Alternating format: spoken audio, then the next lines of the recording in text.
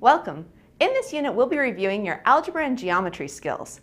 These are skills you've probably learned before in your high school or previous mathematics courses, but these will be specifically focusing on things that you'll need to succeed in your pre-calculus and ultimately your calculus classes.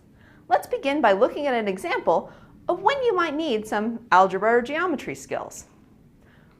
Back in the 70s, there was a really popular Tootsie Pop commercial featuring an owl who asked the question, how many licks does it take to get to the Tootsie Roll center of a Tootsie Pop? For those of you who aren't familiar with it, Tootsie Pops were a candy with a Tootsie Roll center and some coating on the outside. I brought my Tootsie Pop today. Well, this isn't actually a Tootsie Pop, it's a little bit larger, but we could ask the question, how many licks would I have to make on this lollipop to get to the candy in the center? So this is basically a math question, although it seems like a candy question.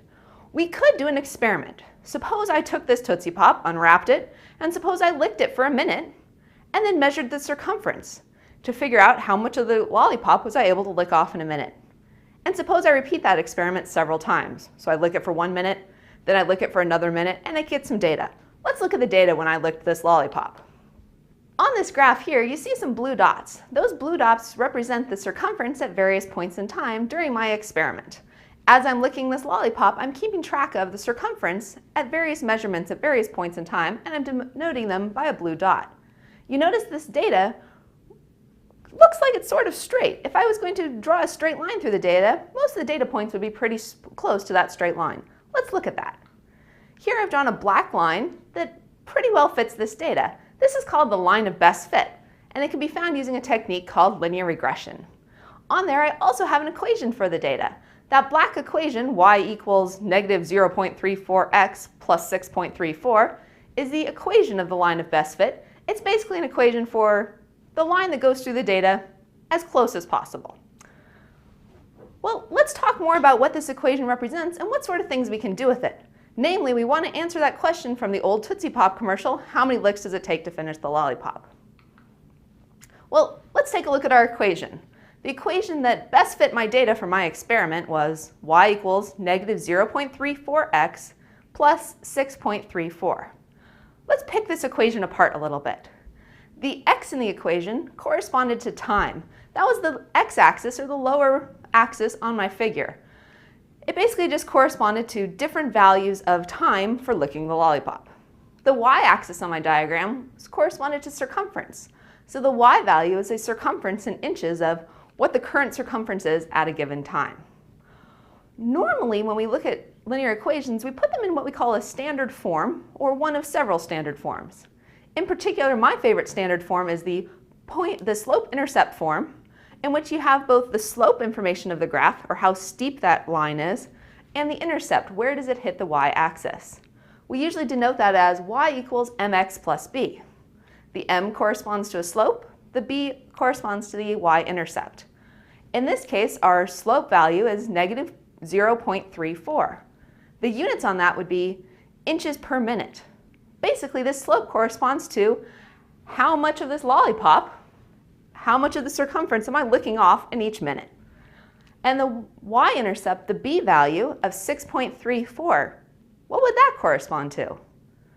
Well, that measurement is in inches, and that corresponds to the initial circumference of my lollipop. So in this particular experiment, I had a lollipop that initially had a 6.34 inch circumference. Well, we still haven't answered the owl's question from that commercial, how many licks does it take to finish the lollipop? What information would we be wanting to look for in order to answer that question? Well, that's really asking us to find the x-intercept. We want to know what is the time value, or how long is the time, which corresponds to x, at which I'd finish the lollipop. Finishing the lollipop corresponds to y equals 0.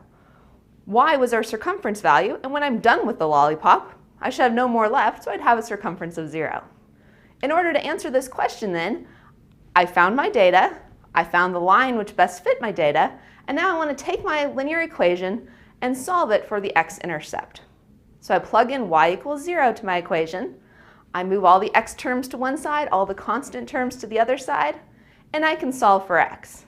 And if you see by my arithmetic up here, I've gotten that it would take me 18.7 minutes to finish my lollipop, given the data that I've had. Obviously, my data wasn't perfect. It's not exactly a linear function, but in the real world, we very often approximate real-world experiments or phenomenon with some sort of function. In this case, a linear function seemed like a good approximation to my data. Well, let's talk more about what sort of skills will you need to have in order to use algebra and geometry to study problems in pre-calculus and calculus. We're going to be dealing in this unit with four main types of functions. Those four main types are polynomials, rational functions, radical functions, and problems or functions involving absolute values. Polynomials you can think of simply as sums of powers of x. For example, x squareds, x cubes, x to the fourth, etc. Anytime I have a function that's a sum of those type of terms where the base is a variable, usually x, but it could be something else, and the power is an integer like 2, 3, 4, 5, those we call polynomial expressions. The formula I've written down here for a polynomial, you notice it has some strange things, an minus 1, etc. Those a's just are taking the place of any constant coefficient, just any real number, just a number there, and that's going to give us a polynomial. We also will talk about rational functions. Rational functions are functions made up of a numerator and a denominator, where both the numerator and denominator are polynomials. And I just told you what a polynomial was. The one stipulation is, in mathematics, we always have to be careful that we don't want to divide by 0. So with our rational functions, we'll usually make the stipulation that the denominator can't equal 0. The denominator equaling 0 is not part of our domain. There's two other types of functions you'll be talking about in this unit, and that one of those is radical functions. Radical functions are things involving square roots or other type of roots, such as third roots, fourth roots, fifth roots, etc. When you deal with these, we usually denote it by that square root sign that you see in the diagram up there, and you'll know when to recognize those because you'll just see that radical form. Finally, the last function that tends to scare students a little bit, but really isn't that scary at all, is the absolute value function. The absolute value, simply put, is just the positive version of a number. If I put in 3, the positive version of 3 is still 3.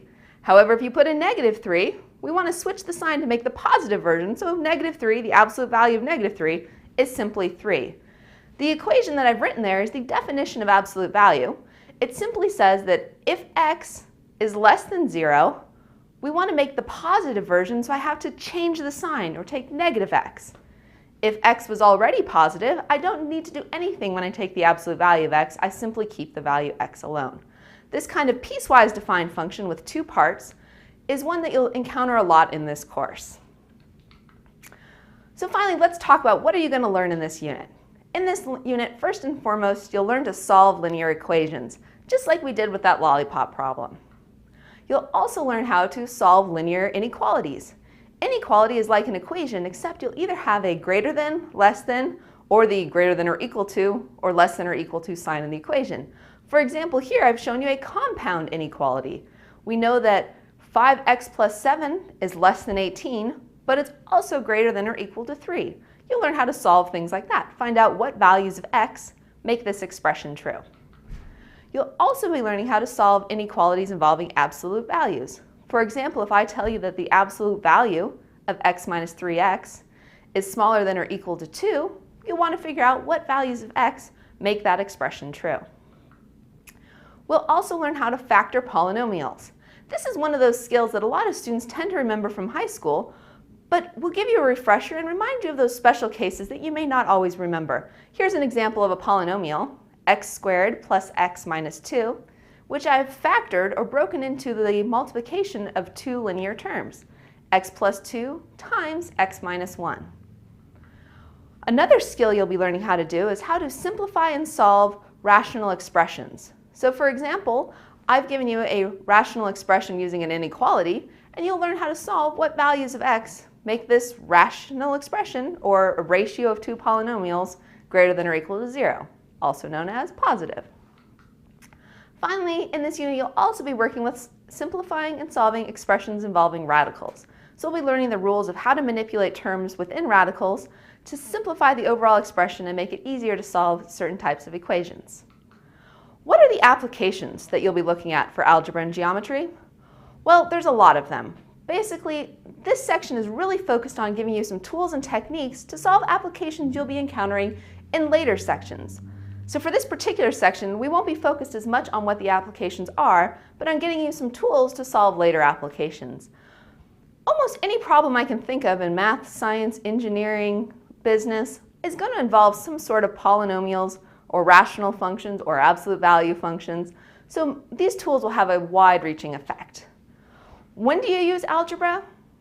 Well, algebra is going to come up pretty much any time you have some quantity you don't know, some other ones you do know, and you know a relationship between the knowns and the unknowns.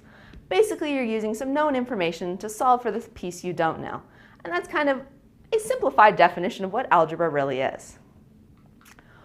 Well, thank you, and I really hope you enjoy reviewing your algebra and geometry skills. Thank you, and I'll see you next time.